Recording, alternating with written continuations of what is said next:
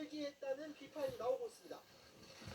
약 1200조 수준의 대규모 경기 부양책도 논란이 되고 있습니다. 가구당 30만엔 우리 돈 약 340만 원의 현금을 지급하기로 했는데 수혜 대상과 지원 절차가 까다롭다는 지적이 나오고 있습니다. 일본 당국이 부랴부랴 내놓은 대응책이 폭발적 감염 사태를 막을 수 있을지 주목됩니다. MBN 뉴스 장명원입니다.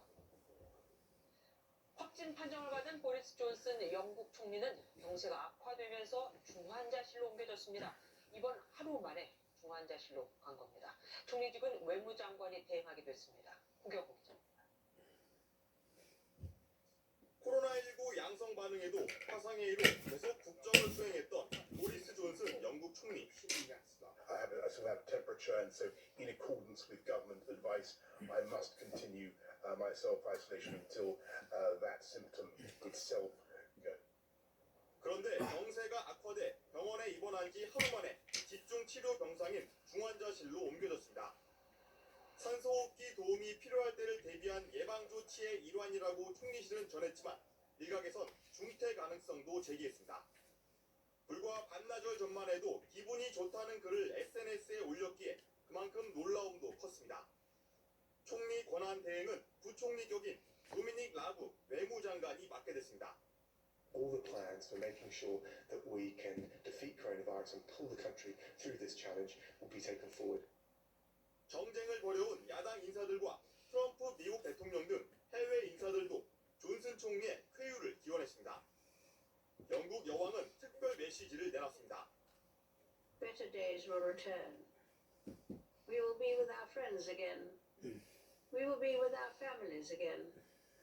We will meet again. 영국 내 확진자는 4만 7천여 명, 사망자는 5천 명에 육박하고 있습니다. MBN 뉴스 구경호입니다. 미국에서는 코로나로 인한 사망자 수가 10,000명을 넘어섰습니다. 미국 언론에서는 트럼프가 미 역사상 최악의 대통령이라는 말까지 나왔습니다. 피할 수 있는 상황을 이렇게 만들었다는 겁니다. 이무현 기자가 보도합니다. 코로나19 최대 감염국인 미국의 확진자 수는 35만 명, 사망자 수는 이제 10,000명을 넘어섰습니다. 사망자가 1,000명을 넘긴 지 불과 12일 만에 10배로 늘어난 겁니다. 그나마 다행스러운 것은 뉴욕주 등 일부 지역에서 사망자와 입원자 수가 조금씩 줄어들고 있다는 것입니다. The possible flattening of the curve is better than the increases that we have seen. 트럼프 대통령은 SNS에 미국은 강하다는 글을 올린 뒤 1분 만에 다시 터널 끝에 빛이 보인다는 표현까지 남겼습니다. 브리핑 때는 웃음까지 보였습니다. 이런 트럼프의 리더십에 대한 반발도 터져나왔습니다. The president does not understand the word federal. It's because individual states can't possibly do what the federal government can do. We don't have a Defense Production Act. 워싱턴 포스트는 한 발 더 나아가 사상 최악의 대통령이라는 제목의 기고문을 실었습니다.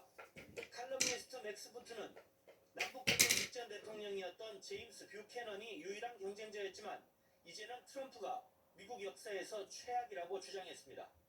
남북전쟁은 피할 수 없는 것이었지만 코로나19의 대규모 확산은 피할 수 없는 이유를 찾기 어렵다는 게 그 이유라고 설명했습니다. MBN 뉴스 이문영입니다. 남아공에서는 결혼식을 하는 신혼부부가 체포됐습니다.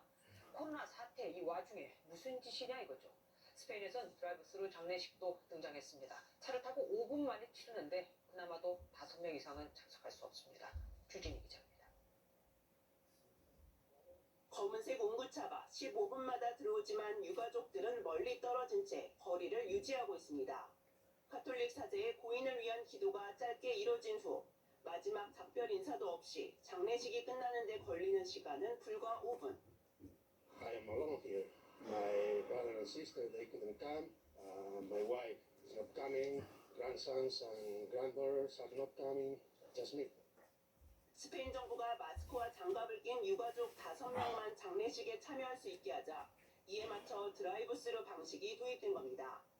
스페인의 확진자와 사망자가 모두 세계에서 두 번째로 많아지자 정부는 이동 제한령을 내렸고 이에 장례식장 풍경마저 바뀌어 버린 겁니다.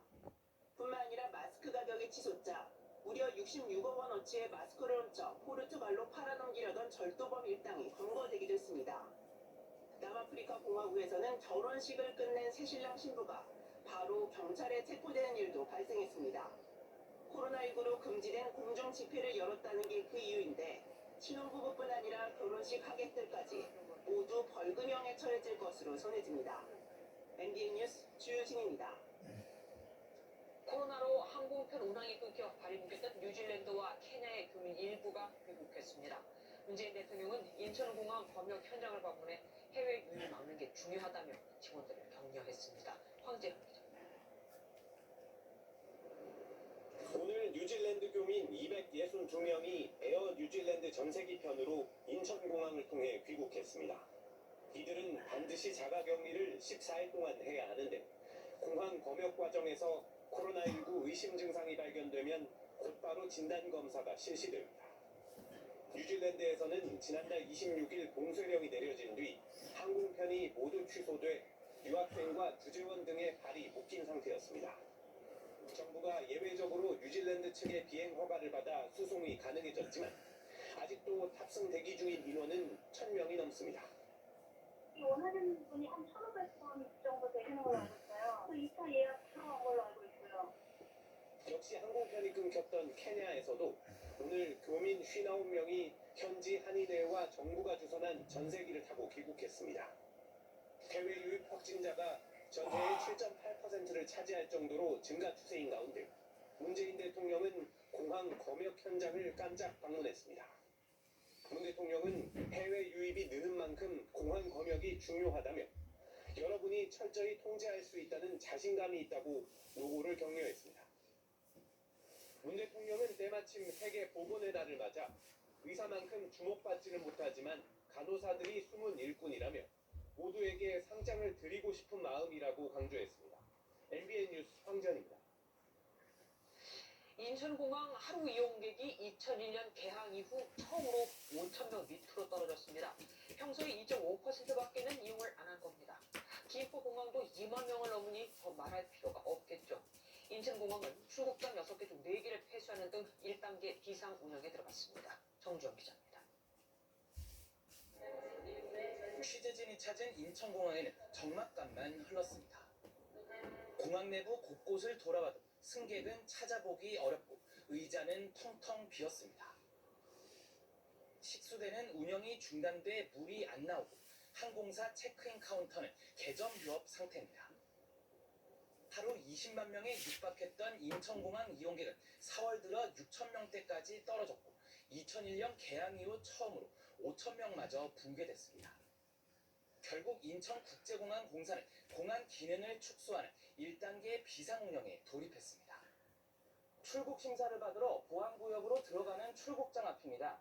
보시는 것처럼 입구는 막혔고 공항 직원들은 보이질 않습니다. 평상시 운영되던 출국장은 6개지만 4개가 폐쇄됐고 이젠 2개만 정상 운영됩니다. 또 여객기가 없는 시간대 공항 매장은 운영 시간을 단축할 수도 있습니다. 이용객이 더 줄면 일부 활주로 폐쇄 등 2단계 부분 셧다운에 이어 공항의 최소 기능만 유지하는 3단계까지 갈 수도 있습니다. 지금 1단계 같은 경우에는 저희가 단독으로 정할 수 있는 상황은 아니고 이게 좀 정부랑 함께 저희한테 하는. 한편 국제선 노선이 대부분 끊기면서 에어서울이 승객이 조금씩 회복되는 김포 제주 노선을 확대하는 등 항공업계가 국내선에서 살 길을 찾아 나서고 있습니다. MBN 뉴스 정주영입니다. 원래 경기가 어려우면 중고차가 인기인데 코로나 앞에서 장사가 없나 봅니다. IMF 때는 먹고 살려는 사람들이 중고차를 많이 샀는데 지금은 그런 사람조차 없는 겁니다. 신효리 기자가 취재했습니다. 39년째 중고차 매매업을 하고 있는 곽태훈 씨.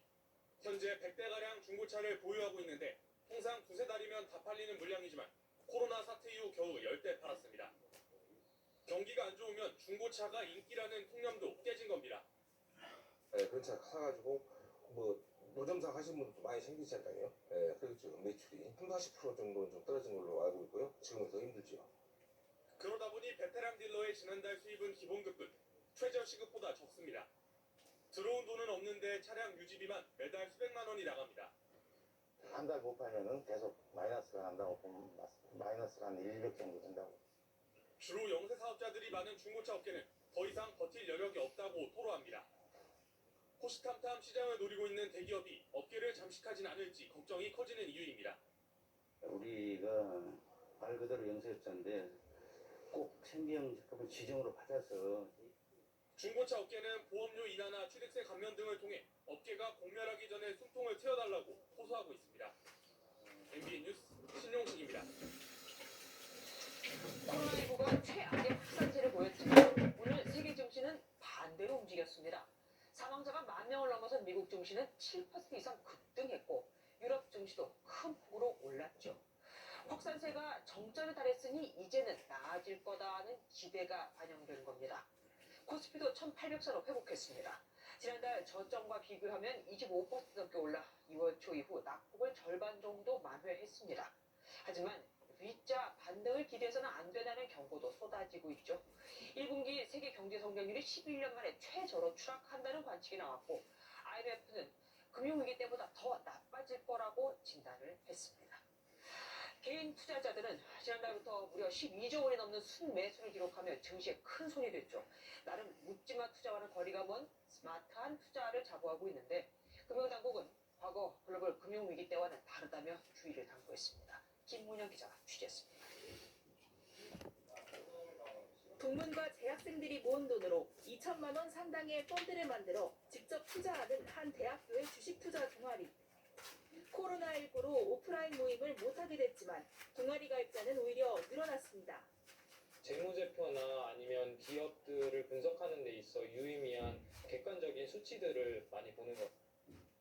세계 증시 대폭락에 대학생들 사이에서는 주식 투자 열풍이 한창입니다.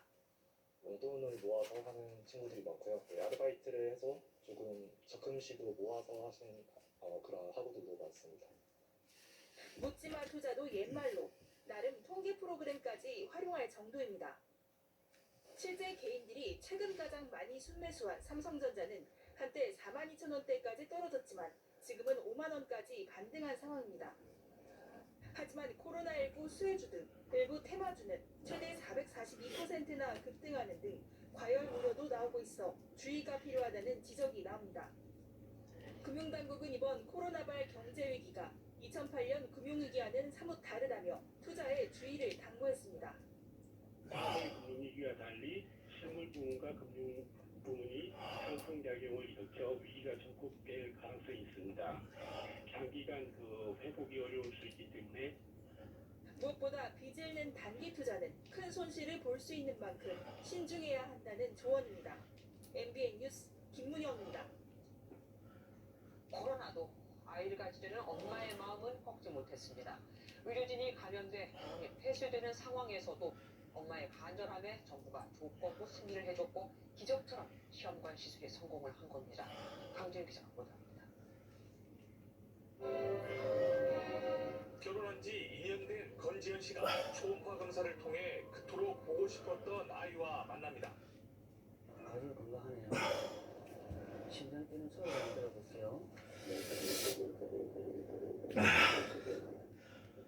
세상에 귀하지 않은 생명은 없지만 이 아이는 좀 더 특별한 의미가 있습니다. 지난 2월 의료진이 감염되면서 코르트 격리에 들어간 병원에서 시험관 시술에 성공했기 때문입니다. 절망적인 상황 속에서 어떻게 잘 돼서 이식이 됐고 그리고 성공을 했고 참 저한테는 평생 이제 잊지 못할 순간인 것 같아요. 산모의 간절한 부탁에 의료진은 방역 당국을 설득했고 조건부 허락을 받아냈습니다. 방법을 입고 근데 그 고속도로든지 엘리베이터를 다 통과해서 시술실에 가서 시술용 가운을 갈아입고 시술을 마치고 같은 날 결혼 14년 된 또 다른 산모도 시험관 시술에 성공했습니다. 해당 병원은 두 쌍의 부부에게 호텔 이용권 등 선물을 전달했습니다. MBN 뉴스 강진우입니다. 검찰이 태평양, 켈리 등 조주빈의 공범으로 지목된 인물들을 차례로 불러 공모 혐의를 조사 중입니다. 이들이 함께 벌어들인 암호화폐를 어떻게 관리했는지 파악하기 위해 개인 환전상 이 암호화폐를 현금으로 바꿔준 인물도 입건했습니다. 민지숙 기자입니다. 박사방 공범들의 추가 혐의를 집중 조사 중인 검찰은 연이어 관련자들을 소환했습니다. 태평양 원정대라는 별도의 방을 운영하며 조주빈과 공모한 혐의를 받는 이모군은 어제 이어 이틀째 조사를 받았습니다. 박사방의 원조격인 N번방을 운영했던 켈리 신모 씨 역시 오늘 참고인 신분으로 소환됐습니다. 불법 조회한 개인정보를 조주빈에게 넘긴 혐의를 받고 있는 두 사회 공무요원들과 함께 근무했던 전현직 공무원들까지 수사 대상에 올랐습니다. 개인정보 유출한 대가로 돈 받으셨습니까? 서울지방경찰청은 감독자의 위치에 있으면서 직무를 소홀히 하고 개인정보에 접근할 수 있는 계정을 알려준 이유 등을 확인할 예정입니다. 조주빈과 공범들의 개별 혐의에 대한 조사가 어느 정도 이루어지면서 범죄 수익에 대한 수사에도 속도가 붙었습니다. 검찰은 박사방의 수익을 현금으로 바꿔준 혐의를 받고 있는 암호화폐 환전상 박모 씨를 입건하고 조사에 들어갔습니다. 박 씨는 조 씨가 맡긴 암호화폐가 범죄 수익인 줄을 알면서도 이를 신고하지 않은 혐의를 받고 있습니다. MBN 뉴스 민지숙입니다. 남편인 최태원 SK 회장에게 1조 원대 재산분할 소송을 낸 노소영 아트센터 나비 관장이 가정법원에 출석했습니다. 노 관장은 MBN 취재진에게 참담하고 부럽다며 조속히 재판을 마무리해 가정과 사회에 부담을 덜고 싶다. 가정을 지키고 싶어서 소송을 제기했다고 밝혔습니다. 박장 기자가 단독 보도합니다.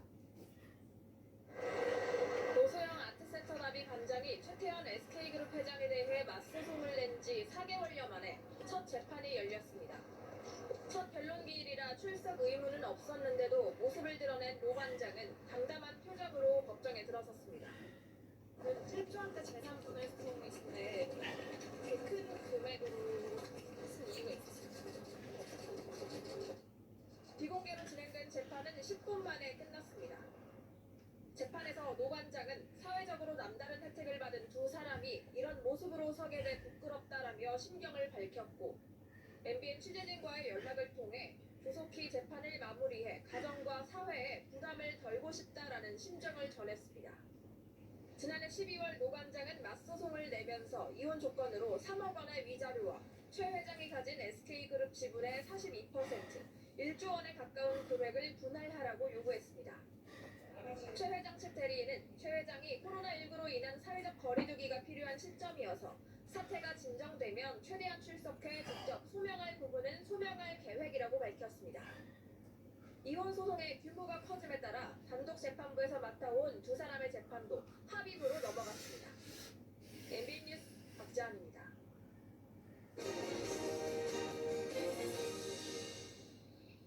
미래통합당이 청년 세대에 이어 노년층과 장애인 비하 발언으로 논란이 된 서울 관악감 김대호 후보를 오늘 밤 제명할 것으로 알려졌습니다.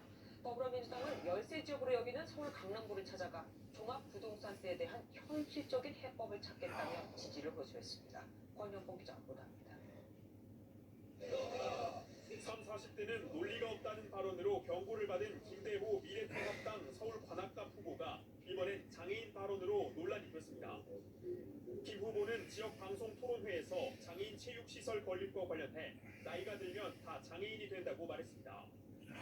미래통합당은 이와 관련해 오늘 밤 징계위원회를 개최할 예정인데 김종인 총괄 선거대책위원장은 혹독히 처리하겠다고 밝혀 제명될 가능성이 큰 것으로 전해졌습니다. 총선이 얼마 남지 않은 상태에서 청년층에 이어 노년층과 장애인의 반발을 살 것을 우려한 조치입니다. 이런 가운데 더불어민주당 지도부는 서울 강남을 찾아 종합부동산세에 대한 현실적인 해법을 찾겠다며 지지를 호소했습니다. 미래통합당의 이름만 달면 무조건 당선되는 이런 역사가 있었습니다만 이제 달라졌다. 종부세나 재건축과 관련한 원칙을 잘 지켜내면서도 미래한국당은 광주 5.18 민주묘지를 참배하고 통합 차원에서 호남 인사 영입을 강조했습니다. 미래한국당의 비례후보님들 중에 20분 안에만 무려 5분이 혼합분으로 저희가 추천이 되었습니다. 민생당은 코로나19 사태로 직격탄을 맞은 비포공항을 정의당은 생계곤란을 겪는 대학생들을 만나 2030 표심 공략에 나섰습니다. MBN 뉴스 권영권입니다. 4.15 총선 승부처를 받아 이번에는 충청권 격전지인 충남 공주부여 청양입니다. 4선의 현역 중진 의원인 정진석 후보와 문재인 정부 초대 대변인 출신인 박수현 후보가 다시 맞붙는 곳입니다. 같은 지역구에서 같은 후보가 또 만나보죠. 최현규 기자가 다녀왔습니다. 지역에 코로나19 확진자가 나오면서 자택에서 전화 유세에 전념했던 박수현 더불어민주당 후보. 거리 유세에 다시 나선 박 후보는 청와대 대변인에서 이제는 서민의 대변인이 되겠다고 강조했습니다. 집권 여당의 소속 후보로서 그리고 대통령의 대변인을 했던 그런 사람으로서 인맥과 나아갈 수 있는 힘, 실력 이런 걸 가지고 꼭 이번에는 일할 사람 박수현이 필요하다. 박 후보는 금강의 생태를 복원한 금강 국가정원을 만들고 충청권 산업문화 철도를 통해 지역 경제를 활성화시키겠다며 지지를 호소했습니다. 정진석 미래통합당 후보도 코로나19로 인해 거리두기 인사로 표심 잡기에 나섰습니다. 4선 국회의원인 정 후보는 무엇보다 정치적 경험과 추진력을 내세웠습니다. 이번에 당선되면 충남 유일의 5선 의원이 됩니다. 최고 절정의 정치 에너지와 정치 역량을 공주부여 청양과 충청권 그리고 대한민국을 위해서 쏟아붓겠습니다. 공주보 철거 불가를 외친 정 후보는 지역을 충남 혁신도시로 만들어 공공기관을 유치해 지역을 활성화시키겠다는 보관도 내놨습니다. 전홍기 후보와 이용식 후보, 정현상 후보도 출사표를 던진 가운데 공천에서 탈락한 뒤 무소속으로 출마한 김근태 후보와 정진석 후보의 단일화 여부가 변수로 꼽히고 있습니다. 주민들은 침체된 지역 경제와 줄어드는 인구 문제를 해결해달라고 주문합니다. 인구가 너무 작아요 여기는. 그러고 여기는 발전이 너무 안 돼가고 진짜 살기가 너무 힘들어요. 그래서 발전 좀 되고. 탈환에 나선 박수현 후보와 수성에 나선 정진석 후보 가운데 누가 이곳 경주 공산성의 깃발을 꽂고 승리할지 여부는 충남권 선거 승패도 좌우할 것으로 보입니다. MBN 뉴스 최영규입니다. 승부처로 꼽히는 지역의 민심을 알아보는 시간, 이번엔 전남 목포로 가보겠습니다. 박지원 민생당 의원이 5선 고지에 오를 수 있을까가 최대 관심인데 더불어민주당 김원희 후보와 정의당 현역 윤수아 의원까지 3파전 양상을 보이고 있습니다. 서남빛 기자가 현장에 다녀왔습니다. 정치 신인의 탈환이냐 아니면 정치 구단의 수성이냐, 이번 총선에서 전남 정치의 1번지인 이곳 목포에 관심이 큰 이유입니다. 여기에 정의당 현역 의원까지 출마하면서 선거 열기는 어느 때보다 뜨거워지고 있는데요. 각 후보들의 유세 현장을 지금 가보겠습니다. 더불어민주당은 시민사회 출신으로 서울시 부시장을 지낸 김원희 후보를 목포 탈환의 주인공으로 내세웠습니다. 목포는 새로운 변화의 기회, 도약의 기회를 맞고 있습니다. 새로운 변화, 도약을 책임진 만 51세 새롭고 젊은 후보. 보수의 불모지에 미래통합당 소속으로 출마한 황교안 후보는 젊은이들이 살기 좋은 도시를 약속하고 있습니다. 이번 총선은 우리 보수도 목포에 와서 같이 균형을 맞출 수 있는 각오로 왔습니다. 우리 많은 사람들이 소통할 수 있는 공간을 미약하지만 열심히 해서. 목포에서 내리 3선을 한 민생당 박지원 의원은 높은 대중적 인지도를 바탕으로 지역구 수성에 나섰습니다. 확실하게 목포 발전을 위해서 또 중앙정치에서 명성을 날리고 있는 박지원이 필요하다. 이것이 목포 시민의 자존심이다. 20대 비례대표 출신의 정의당 윤소화 의원은 진보 진영의 대표 주자로 발돋움하며 목포 선거를 3파전으로 만들었습니다. 목포에서 30년 이상 시민운동하고 국회에 들어가서 초선 의원으로서 초선답지 않은 매우 역량 있는 검증된 국회의원 후보다. 승부는 쇠락한 지역 경제 부활에 목마른 민심에 달렸습니다. 항구 도시 인정을 이용해서 여기 지역을 더 발전시킬 수 있는 사람이 좋을 것 같아요. 목포 지역에서 일자리가 좀 더 많이 생겼으면 좋겠어요. MBN 뉴스 서남입니다. 국민 배우였던 시문아 씨가 후보의 남편을 위해 유세에 나섰고 코로나 영웅으로 떠오른 정은경 질본부장도 유세장에 등장했습니다. 또 유명 드라마 캐릭터를 패러디하고 자신이 외신이 주목하는 스타 후보임을 어필한 후보도 있습니다. 우정환 기자가 모아봤습니다. 지상욱 미래통합당 서울 중성동을 후보의 아내인 배우 심은하 씨가 유세에 나섰습니다. 국민 배우로 인기를 얻었던 심 씨를 알아본 시민들은 반가워합니다.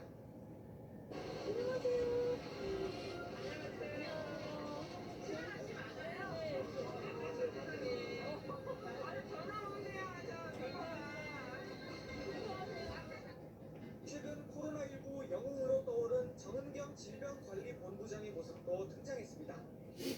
더불어민주당 서울 동작을 이수진 후보와 강서갑 강선우, 경기 고양병 홍정민, 평택을 김현정 후보 등 여당 신인 후보들은 약속이나 한 듯 정 본부장의 모습을 공보본에 활용했습니다.